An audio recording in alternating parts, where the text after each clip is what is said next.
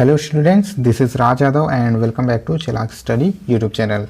तो स्टूडेंट्स, यहाँ पर हम लोग ईवीएस की सीरीज चला रहे हैं सीटेट पेपर 1 के लिए। ईवीएस यानी कि पर्यावरण अध्ययन का पूरा कोर्स यहाँ पर हम लोग देखने वाले हैं।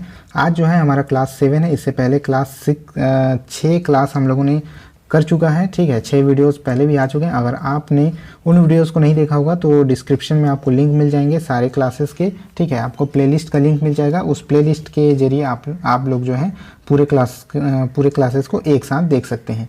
ये सीरीज़ जो है एनसीईआरटी पर बेस्ड रहने वाली है। एक बार एनसीईआरटी कवर हो जाएगी, उसके बाद बाकी की जो चीज़ें हैं, बाकी के मटेरियल हम लोग देखेंगे। ठीक है, ईवीएस की पेडागोजी वगैरह हर एक चीज़ हम लोग पूरी ईवीएस यहाँ पर हम लोग कंप्लीट करेंगे, ताकि ये श्योर हो जाए कि आपके जो है 30 में 30 नंबर बन जाएंगे। बनने की संभावना पूरी तरह से बढ़ जाएगी। तो ईवीएस में अगर 30 में से 30 पाना है तो पूरी सीरीज़ को अटेंड कीजिएगा, पूरी सीरीज़ को अच्छे से देखिएगा।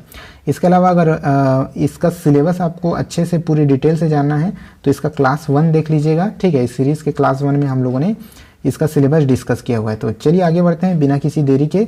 तो आगे बढ़ने से पहले अगर आप लोग चैनल पर नए हैं तो चैनल को सब्सक्राइब जरूर कर लीजिएगा। साथ ही वीडियो पसंद आता है तो लाइक शेयर कर दीजिएगा। एक काम और कीजिएगा, टेलीग्राम चैनल जरूर ज्वाइन कीजिएगा। वहाँ पर जो मैं इंपॉर्टेंट PDF है वहीं पर अपलोड कर देता हूँ। इसके अलावा अगर आपकी मर्जी हो तो मुझे टेलीग्राम पर फॉलो भी कर सकते हैं। अगर आपकी कोई क्वेरी है तो वहाँ मुझे आप डायरेक्ट मैसेज भी कर सकते हैं। चलिए दोस्तों, आज का क्लास हम लोग स्टार्ट करते हैं। तो जो इम्पोर्टेंट पॉइंट है, इम्पोर्टेंट फैक्ट्स हैं, वो मैं आपको बताते जाऊंगा। एक कॉपी और पेन ले लीजिए, वहाँ पर सारे इंपॉर्टेंट पॉइंट्स को नोट करते जाइए। इन्हीं में से क्वेश्चन बन जाते हैं। ईवीएस के प्रश्न बहुत ज़्यादा कठिन नहीं होते हैं, तो आप लोगों को ज़्यादा एफर्ट की भी ज़रूरत नहीं है। कम समय में अधिक नंबर पाने के लिए ईवीएस एक बहुत ही अच्छा सब्जेक्ट्स है। तो सबसे पहला पॉइंट आप लोग नोट कीजिएगा कि कबड्डी को हुत्तुतु, हाडुडू, छू किटकिट आदि भी कहा जाता है। तो कबड्डी के कई सारे नाम हैं, अलग अलग स्टेट में उसको अलग अलग नाम से भी जाना जाता है। जैसे हुत्तुतु आप लोगों ने सुना ही होगा। इसके अलावा हाडुडू, छू किटकिट इन नामों से भी जाना जाता है। तो इससे भी प्रश्न बन सकते हैं। ये इंपॉर्टेंट पॉइंट है, नोट कर लीजिएगा। आगे बढ़ते हैं। आगे जो आपकी एनसीईआरटी ईवीएस में कर्णम मल्लेश्वरी के बारे में दिया गया है। ठीक है, जो कि स्पोर्ट्स पर्सन है। तो कौन है कर्णम मल्लेश्वरी, आगे इनके बारे में देखते हैं। तो कर्णम मल्लेश्वरी आंध्र प्रदेश में रहती है। ये भी याद रखिएगा, जो इंपॉर्टेंट चीज़ें हैं मैं आपको बताते जाऊंगा, उस पर ज़्यादा जोर दीजिएगा। ठीक है, तो कर्णम मल्लेश्वरी आंध्र प्रदेश में रहती हैं। सेकेंड पॉइंट देखिएगा कि कर्णम मल्लेश्वरी एक वेट लिफ्टर है। तो वेट लिफ्टर क्या होता है आपको पता ही होगा, जिसको हिंदी में कहा जाता है भारोत्तोलक। ठीक है, तो जो वेट लिफ्टिंग का काम जो करते हैं स्पोर्ट्स में, तो उनको वेट लिफ्टर कहा जाता है। इनके पापा हवलदार हैं। ये सभी पॉइंट्स को आप लोग नोट कीजिएगा। इसमें किस तरह के क्वेश्चन बनते हैं मैं आपको एक हिंट दे देता हूँ। जैसे ये बहुत सारे स्टेटमेंट इनके बारे में दिया गया है, तो 4 स्टेटमेंट एग्जाम में आपको दे दिए जाएंगे और ये पूछ लिया जाएगा कि इनमें से कौन सा स्टेटमेंट सही है, या फिर इनमें से कौन सा स्टेटमेंट गलत है, या फिर इनमें से ये पहला, दूसरा, चौथा ये स्टेटमेंट सही है। इस तरह के ऑप्शन आपके सामने रखे जाएंगे। तो स्टेटमेंट को अच्छे से याद रखिएगा। पहला ये कि कर्णम मल्लेश्वरी आंध्र प्रदेश में रहती हैं। उसके बाद है दोस्तों कर्णम मल्लेश्वरी एक वेट लिफ्टर हैं।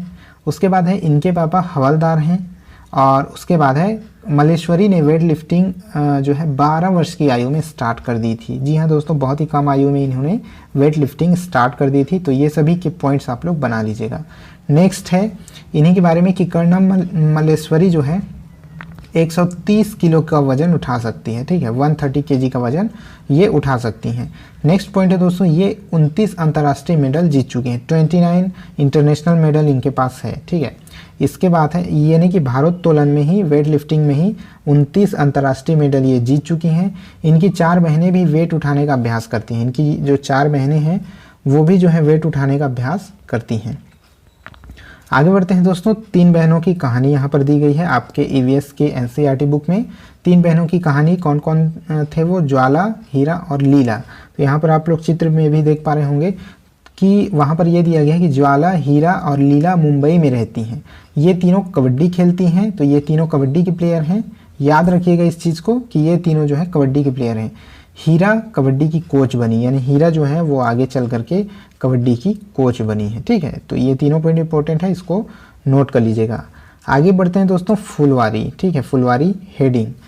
अब इसके अंतर्गत क्या क्या चीज़ें दी गई कि उत्तर प्रदेश का कन्नौज जिला इत्र बनाने के लिए प्रसिद्ध है। ठीक है, तो उत्तर प्रदेश के किस जिले में? कन्नौज जिले में इत्र बनाने का काम किया जाता है। यहाँ पर इत्र, केवड़ा, गुलाब जल आदि भी बनाने का काम किया जाता है।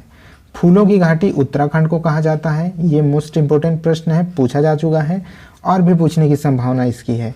तो फूलों की घाटी उत्तराखंड को कहा जाता है। उत्तराखंड में दोस्तों एक विशेष एक घाटी है, एक जगह है जहाँ पर खूब सारे फूल आपको दिखाई देंगे। हर तरह के अलग अलग के फूल जो है वहाँ पर आपको दिखाई देंगे। इस वजह से उत्तराखंड को फूलों की घाटी नाम से जाना जाता है, इसी नाम से ये फेमस है। अब दोस्तों यहाँ पर एक चीज़ दी गई है कि मधुबनी एक चित्रकला पेंटिंग है। मधुबनी क्या है? एक चित्रकला है, एक पेंटिंग की कला है। बिहार में मधुबनी नाम का एक ज़िला है, इसी के नाम पर इसे मधुबनी पेंटिंग कहते हैं। तो बिहार में एक ज़िला है मधुबनी और इसी के नाम से, इस ज़िले के नाम से ही इसको मधुबनी पेंटिंग कहा जाता है। आगे नेक्स्ट दिया गया है, मधुबनी पेंटिंग चावल के पाउडर में रंग मिलाकर बनती है। तो इसका बेस क्या होता है? चावल का पाउडर, और इसी में जो है रंग मिला करके इसका कलर तैयार किया जाता है। इस पेंटिंग की जो खासियत है वो यही है कि बिल्कुल नेचुरल कलर से इस पेंटिंग को बनाया जाता है। इस पेंटिंग में मनुष्य, जानवर, पेड़, फूल, पक्षी, मछली और कई अन्य जानवर बनाए जाते हैं। यानी कि इस चित्रकला जो है, ये जो चित्रकला की शैली है, इस शैली में मनुष्य, जानवर, पेड़, फूल, पक्षी, मछली और अन्य कई जानवरों के चित्र भी बनाए जाते हैं। नेक्स्ट फैक्ट जो दिए हैं वो ये है कि मधुबनी पेंटिंग में नील, हल्दी, फूलों और पेड़ों का रंग इत्यादि का उपयोग किया जाता है। यानी कलर बनाने के लिए मधुबनी पेंटिंग में नील, हल्दी और फूल, पेड़ों के नेचुरल कलर का यूज़ किया जाता है। उसके बाद दिया है दोस्तों गुलदावरी, जीनिया। ठीक है, इसको याद रखिएगा। गुलदावरी और जीनिया के फूल से बने रंग से कपड़ों को रंगने का काम किया जाता है। ये सभी आपके बुक में दिए हुए हैं और इन्हीं में से प्रश्न बन जाते हैं NCERT के बुक में।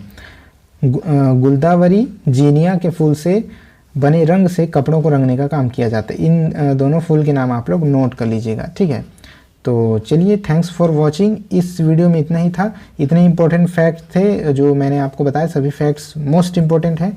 सभी का नोट्स बनाइएगा, और नोट्स इसलिए बनाइएगा क्योंकि नोट्स बनाने से आपको चीज़ें याद रहेंगी और एग्ज़ाम के पहले आपके वही नोट्स काम आएंगे आपकी रिवीजन में। ठीक है, तो ये वीडियो बहुत ही इंपॉर्टेंट है और इसी तरह के इस सीरीज़ में आने वाले सारे के सारे इंपॉर्टेंट वीडियोस आपके लिए वेट कर रहे हैं। तो चैनल को सब्सक्राइब कर लीजिएगा।